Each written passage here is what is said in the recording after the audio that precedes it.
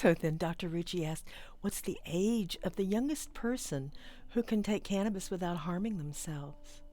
And I responded by telling her about an endocannabinoid that humans have and women produce and give to their babies through their breast milk. This is all new discovery, my friends, coming at you right after the intro. Hang on. Welcome to Season 5 of the Cannabis Truth Podcast. Your host is Honey Smith Walls, author of the new book, Healing Beyond High, Cannabis Truth, a gentle, practical guide for elders to learn cannabis fundamentals safely and effectively without overuse or overwhelm. In a world where the FDA has yet to stamp its approval on this ancient natural remedy, Honey Smith Walls bridges the gap between Western healthcare norms, uplifting benefits and relief through gentle cannabis plant therapies. Join this 21st century cannabis shaman, uniquely positioned to assess the green intentions of medical, farming, and business industries in cannabis and uncover fascinating historical, political, scientific, and spiritual facets of the plant. Hello and welcome to the Cannabis Podcast. Let me say that again.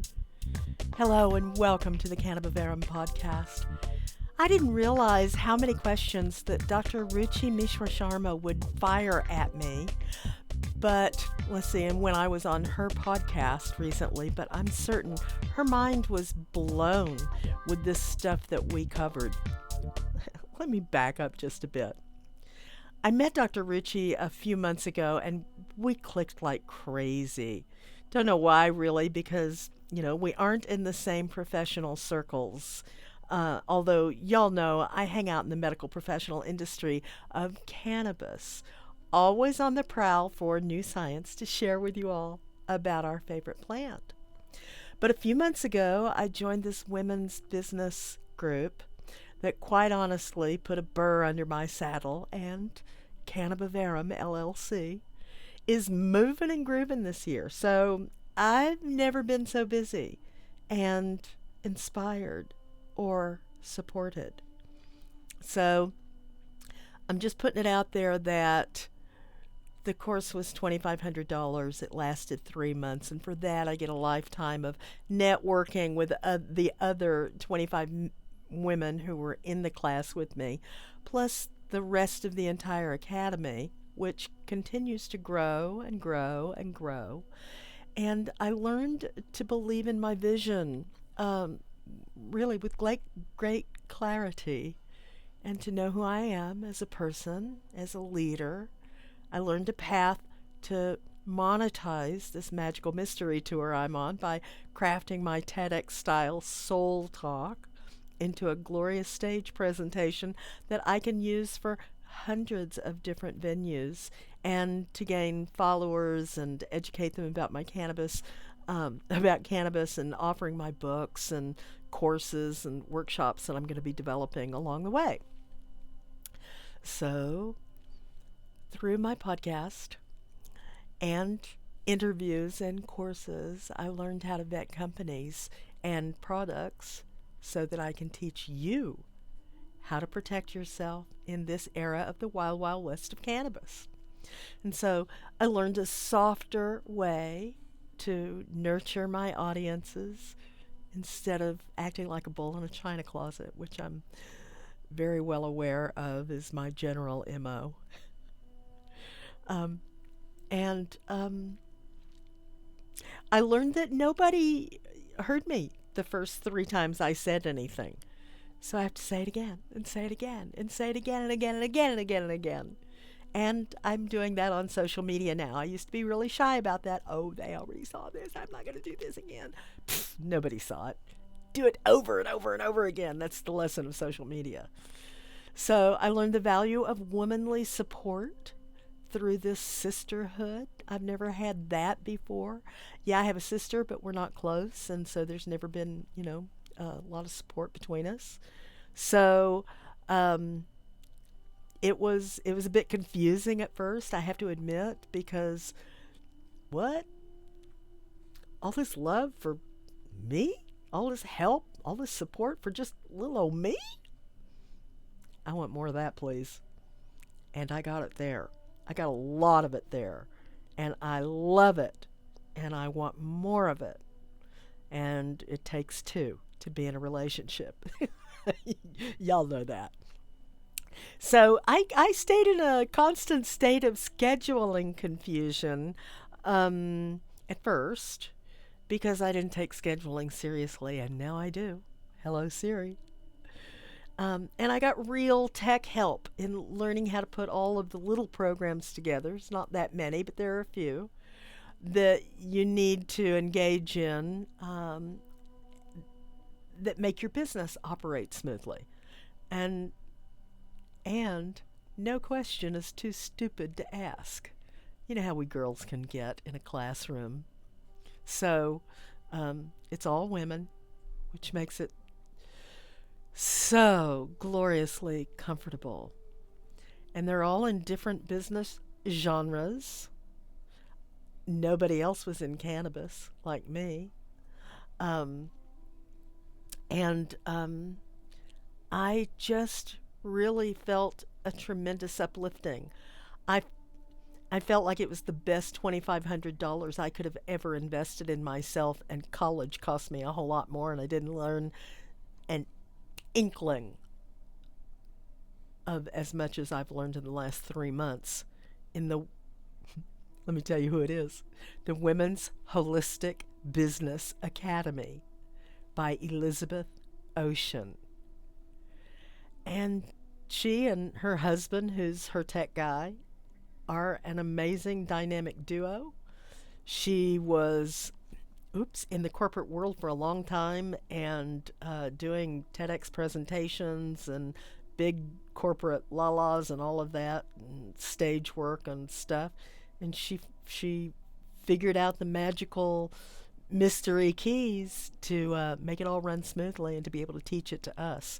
So I appreciate her experience and her ability to help us learn how to do the same thing and monetize our passions. And of course, cannabis is my passion because it changed my life. And I know that it can change your life too. So if you have a passionate entrepreneurial idea that you're certain will help other people, they need this knowledge. But if you need help in bringing it forth, enroll in this course. Like I said, it was only 3 months, and it was intense. And I've still got a lot of work to do, but now I know how to.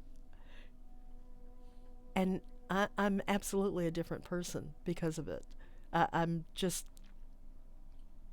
bursting with ideas and business energy. And help and support.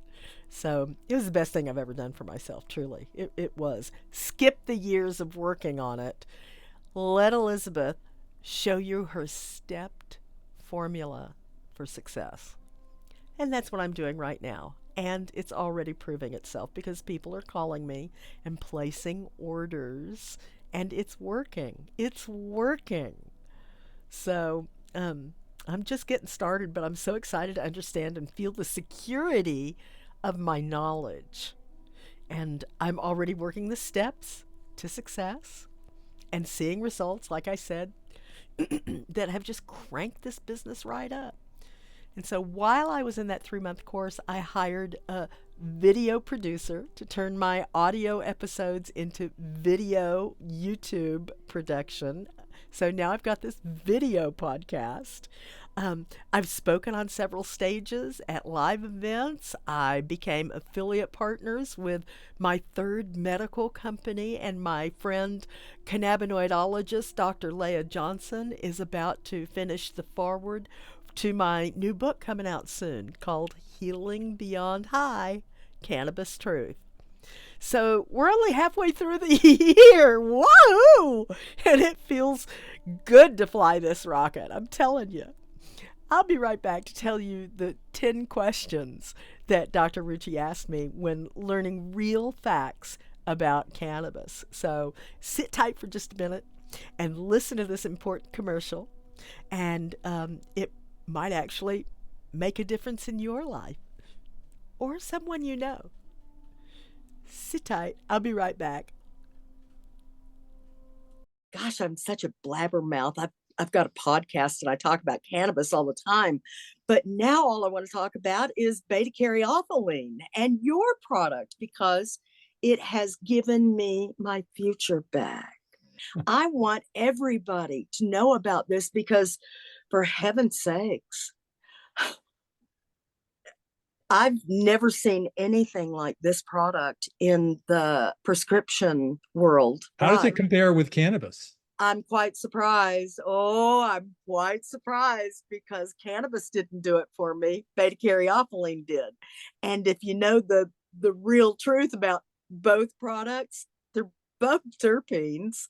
Cannabinoids are really terpenes. I just am surprised that even though I had all the compounds in cannabis, it was a concentration of beta-caryophyllene that really did the trick for me. This has been fabulous, and I really appreciate it. I want to get it out to everybody too.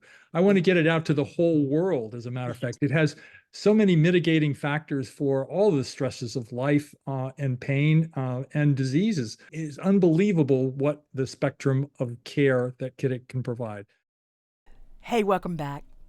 I was about to tell you the questions Dr. Ruchi asked me so that you'll kind of know where a doctor's head is about this plant. A doctor who's, she has fears and concerns, and they're legitimate, considering she's never been taught anything about it in her medical education, nor did she have any personal experience to fall back on. So Dr. Ruchi was a Nancy Reagan, just say no, generational doctor. So when she and I got into some of the same discussion groups in this Women's Holistic Business Academy that she and I are both in, by the way, she's not doing the standard doctor thing, going to medical school, getting into debt, and then cattle calling, 40 patients in one day. She's doing something else. She's doctoring a different way. And I love that about Ruchi. Maybe that was our instant connection. I don't know, but she's one of the coolest women on the planet. I can't wait for you to meet her, and I'm going to have her here on my podcast real soon, too. So stay tuned for that. But these questions all came from me being on her podcast recently. And so I just, it dawned on me that 99.9% of the doctors on the planet know nothing about cannabis. And she was one of them until our conversation. And now she knows more than 99.9% of the doctors on this planet because we had a conversation. And she trusted me enough to believe what I was saying. So I just got started. But listen to these questions. They're enlightening, really. So in the business course, we would get into these breakout rooms, just a few of us at a time, 2 or 3 or 4 of us at a time, and discuss stuff. And, when she and I got into some of the same groups, her mind was already in defense mode about cannabis because of her conditioning as a kid and the fact that medical school said nothing more than it's a Schedule I drug, no medical value, high addiction, like heroin. When she listened to my story, the one Elizabeth Ocean taught me how to craft, to wind an audience around my little finger, I saw her eyes turn upward several times. You know that look? That's when you have to unfocus on what's in front of you, and so your eyes instantly go up and to the right.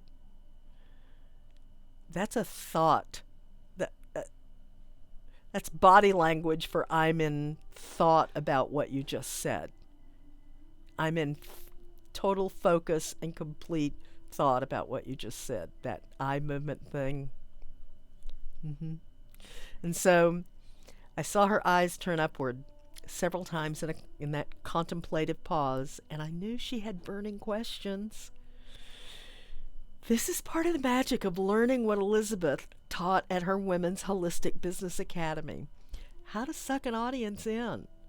And I was ready for those burning questions because our soul talk is built around all the information and experience that brought us into our passion.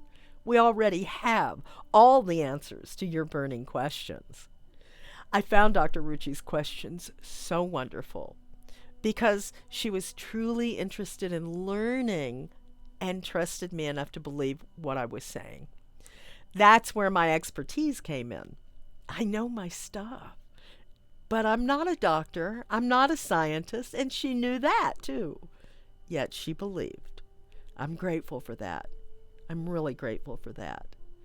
So I'd love to tell you her questions so that you can see into the mind of a doctor who had no knowledge of cannabis, and I'll give you the short answers here because I'm going to have Dr. Ruchi come on my show, like I said, real soon, and you'll get to hear how her philosophy and opinions of cannabis have changed since we last spoke. It's going to be so much fun. These are the questions she asked after hearing my story.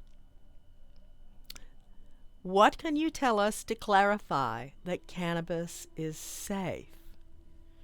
Man, big elephant in the room. Here we go. I told her about the invertebrate slug at the bottom of the ocean that has never seen the light of day or a cannabis plant. Yet it has something that you and I have that I find absolutely fascinating. It has an ancient receptor system that recognizes cannabinoid molecules and binds to them perfectly. That ancient receptor system, which I've talked about many, many times, is called the endocannabinoid system. They're receptors, and it's an ohm, the endocannabinoid ohm in our body, because it's a master, sorry about that, Paco, shh. It's a master regulatory system of receptors, and it governs all the other 11 systems in our body. Did you know there were that many? I know. I love science. Anyway, her next question was, is it harmful to the body? Nope, I said. There's never been a death recorded in the history of the planet because of cannabis. That's right. Is it bad for your body to get high? She asked. Nope.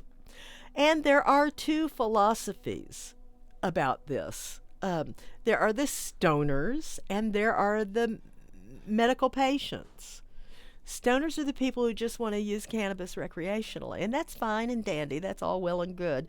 But people who want to be medical patients of cannabis are interested in learning the alchemy and understanding how these cannabinoids, and there's hundreds of them, work inside our body and how they can be effective for our issues. So, totally different ideas. Recreational, just smoking to get high, go for it. Medical patients, in the realm where I live, we've got a lot to learn, and it's so much fun. All right. Also, getting high is not harmful, but it is a spatial journey in your mind that might last a couple of hours. Medical patients usually don't get high.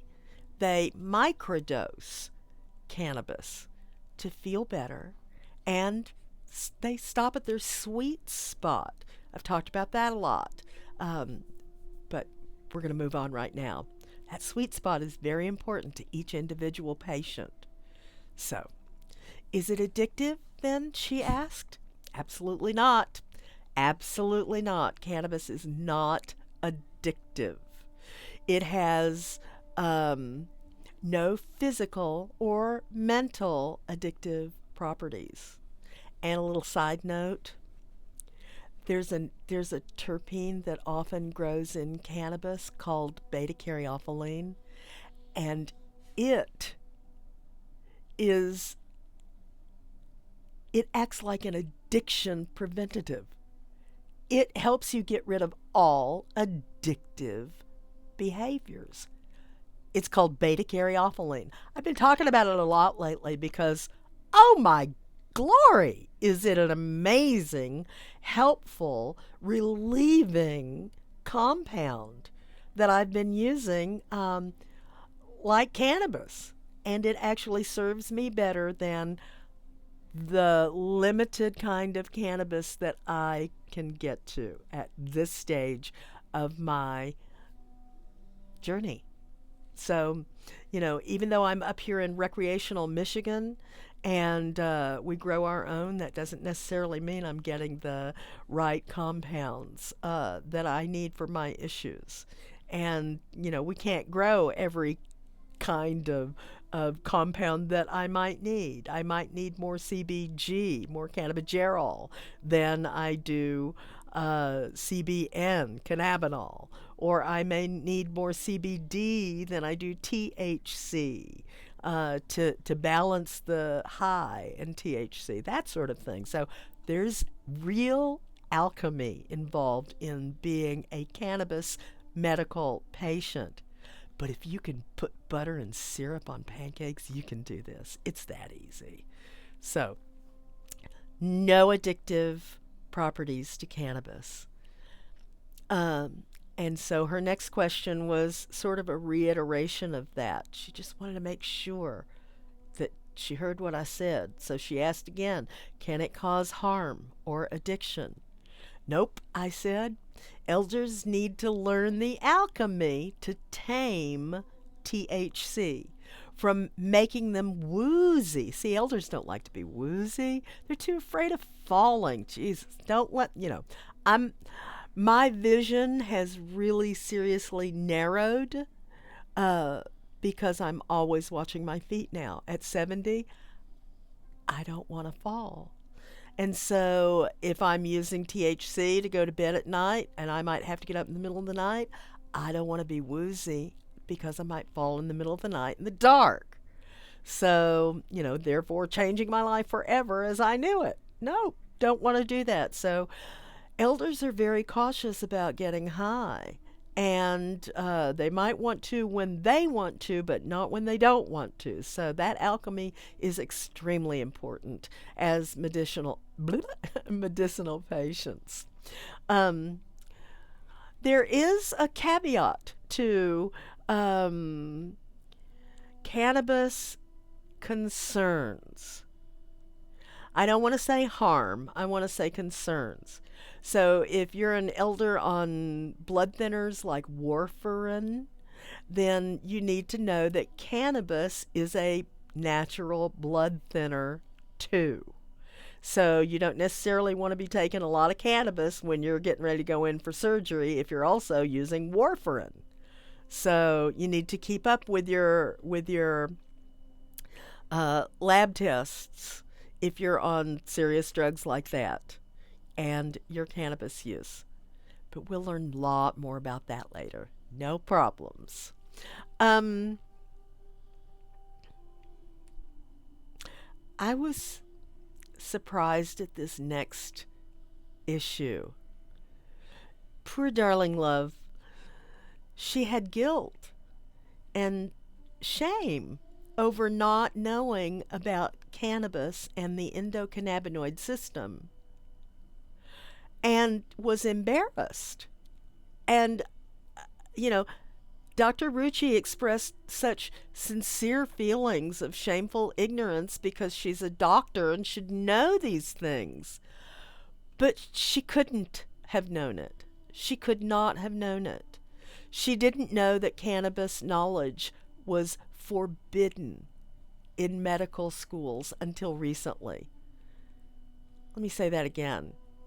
Cannabis has been forbidden in medical schools until recently, like the past year. Awful, isn't it? But they slapped it into a Schedule 1 rating that meant it had no medicinal value, and then they ripped it out of our pharmacopoeia, our big American book of medicines. And then they promised to tax the farmers so heavily if they grew it, and then they threatened doctors with their licenses if they prescribed it back then. So it truly was forbidden information, and all of that came from nothing but political shenanigans, because those goddamn legislators didn't know anything about the medicinal values that they were ripping out of our society 100 years ago. And we're teaching them now. It's not easy, and they don't want to listen. A lot of legislators just put their hands over their ears and their eyes and say, "Don't bother me with the facts. I already know what I believe." But we'll get to them. So, you should have seen the slow burn of recognition come over her face when she realized that politics had usurped medical information from her, taken medicine out of her little black bag. Out! Because it used to be in every doctor's little black bag until 1930s. Probably 37 was when they ripped it out of the pharmacopoeia. So early 30s is when they started all this stuff. Anyway, like I said, almost 100 years ago.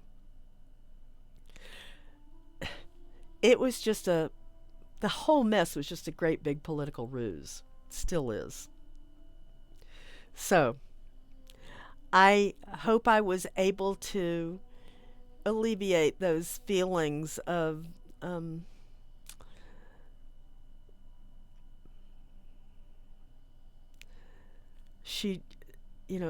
shame and guilt, because she's a marvelous doctor, and and she has all the tools that our laws would allow her, and so now she's trying to catch up with cannabis, because I think she has seen through me that it can be a serious aid for her patients. So, her next question: what is the age of the youngest person who can use cannabis? And this really blew her away, when I told her about humans having endocannabinoid compounds like anandamide, and women can express anandamide, which, when it was first discovered I think back in the 90s, maybe it was the 70s, I can't quite remember right now, that they called it the bliss gene, the God gene, because when they discovered it, they realized it's the thing that can make you happy. When your body produces more of anandamide, it makes you feel good. It makes you happy. And runners, they likened it with runner's high, when athletes are out and and they start feeling that really fabulous head high from all that exercise they're doing. That's called runner's high. It's really anandamide flooding their system because they're happy. They feel good. Yeah. So she was tickled to know that her baby had the benefit of that compound that she produced, which would not only prolong her baby's life, but set it up with a real good, solid immune system. So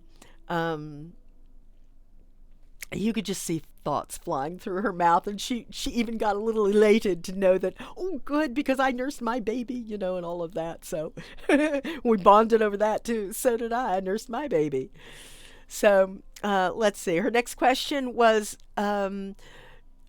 do mothers have AEA, which is anandamide, irrespective of using cannabis? And the answer is yes.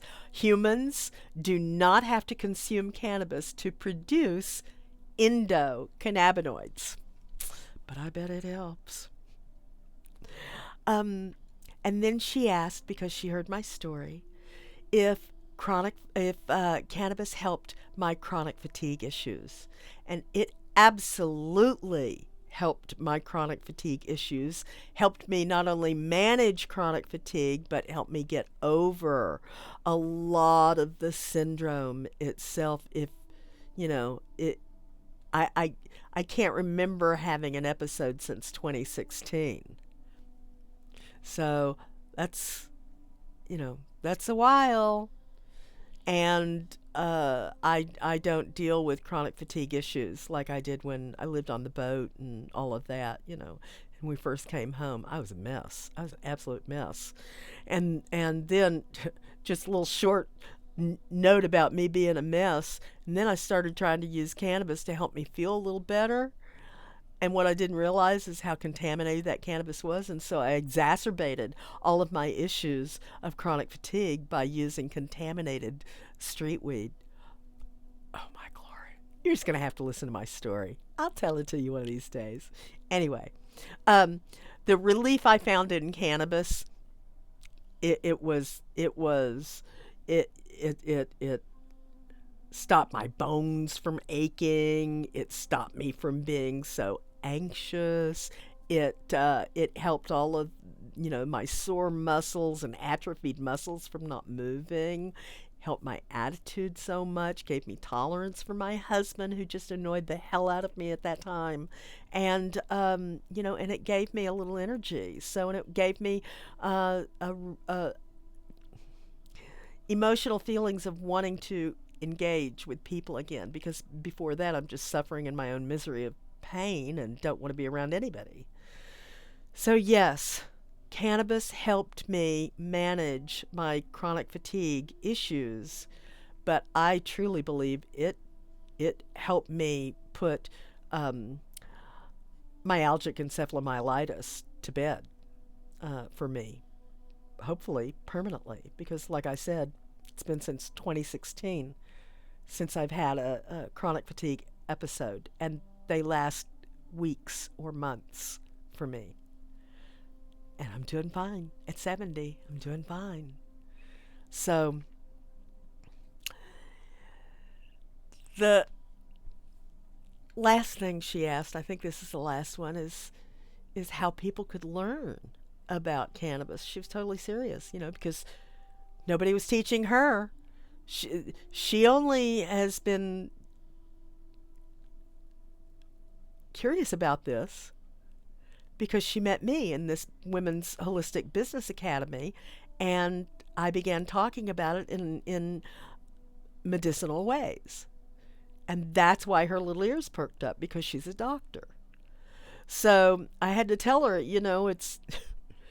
it's not really easy to find good educational support right now for just the regular Joe on the street, or Mary who needs some help with cannabis. So that's when she piped up and said, go find honey. Well, yes, of course, follow me. And, I'll help you along your cannabis journey. That's really why I'm here, to help you along with your cannabis journey. And I'm on my own. Well, did I mention that I'm using BCP because I can't quite get enough of the right cannabinoids that I need, that my body is aching for? Right. And that beta-caryophyllene is able to do some things for me that the stuff that I am using in cannabinoids wasn't doing. Wasn't stopping my spasming organs. So I was getting up to go pee several times a night. That was misery.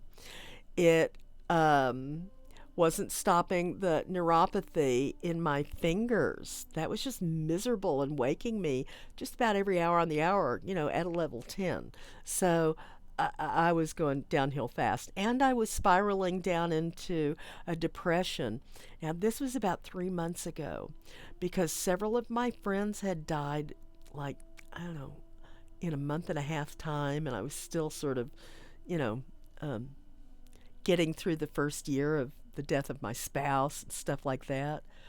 Man, when your friends start croaking around you, it can get you emotionally. It can get you. And like I said, the kind of cannabis that I've been able to have access to and use just wasn't quite getting the whole picture taken care of for me. So when I learned through a cannabis class about beta-caryophyllene, and Dr. Philip Blair, a retired Army colonel and MD, was talking about it at Cannabis Public School, my little ears perked up, and I ordered some of his beta-caryophyllene, BC Plus. In fact, it's called, his product. And within 10 minutes, my mood changed and was completely lifted, and I felt back to my normal, happy, joyful self. What you see is how I usually am. And for me to be sad and depressed, oh Lord, that's just not me. That's just not me. And so beta-caryophyllene just lifted my mood. I mean, within minutes. That night I slept for the first time for 6 hours straight without getting up. Didn't have to go pee several times. Didn't have to let any of the dogs out. None of that stuff. And my hands didn't hurt. My hands didn't hurt. And look, I can make a fist. I can make a fist. I can't make a fist when I don't take beta-caryophyllene. So it's giving me all kinds of inflammatory help. And I have to say, the cannabis I'm using doesn't give me enough power that I can make a fist yet. But cannabis is specific. It's got, real specific stuff going on inside those compounds. And I just obviously don't have quite the right combination. It's alchemy. And you got to get the cannabinoids right. And it's alchemy. But I will. We'll figure it all out. Clinical trials have begun. There's not a lot of them, but they're starting. And I'm very, very excited about that. Because think of think of Bones on Star Trek and all the gadgets and wizardry and stuff that, he had access to. That's kind of how I feel about the way cannabis medicine is happening now. We're getting into some really high technology and creating even all kinds of new machinery and technology to figure out what to do with the plant cannabis, because medicine is just only one industry of cannabis. It'll build houses and cars and airplanes and filter water and make clothes and do all kinds of stuff for us now that we depend on petroleum for crying out loud. We don't have to keep cracking open our earth to get to the blood of our planet. We can use what the planet provides for us that's, sustainable. Cannabis grows to maturity in 3 or 4 months. So it's renewable, sustainable. It heals humans and animals. It can build roads. It can make paper and clothes and just all kinds of things. So the plant cannabis, it's pretty amazing. If you follow me, I can show you how to vet good cannabis companies who care about what you're ingesting and how it affects you.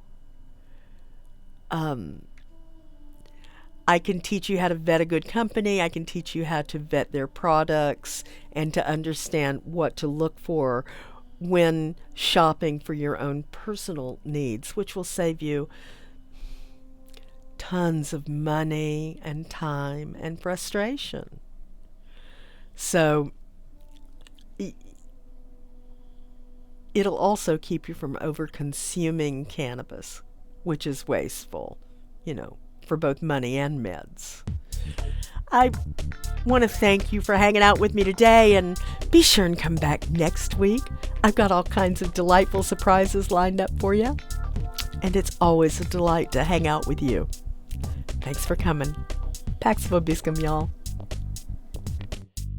You've been listening to another Cannabis Truth podcast with 21st century cannabis shaman Honey Smith Walls. It is important to use verifiably safe products and look out for yourself while we're in this wild, wild west of cannabis right now. Ask for help. It can get complicated. If you need serious medical attention, please consult one of the specialists at cannabisclinicians.org. They will get you to the right person and therapy for your issues. Tune in here for weekly foundational knowledge and learn to determine the best choices and cannabis strategies for your issues. But please be advised that shamans are not doctors or scientists. You'll find those at cannabisclinicians.org. Unless otherwise proven by a reputable third-party lab test, please regard all street weed as contaminated. It may do grave harm to a patient with a delicate immune system who already has inflammatory issues like arthritis, IBS, fibromyalgia, or worse. Thank you for your time today.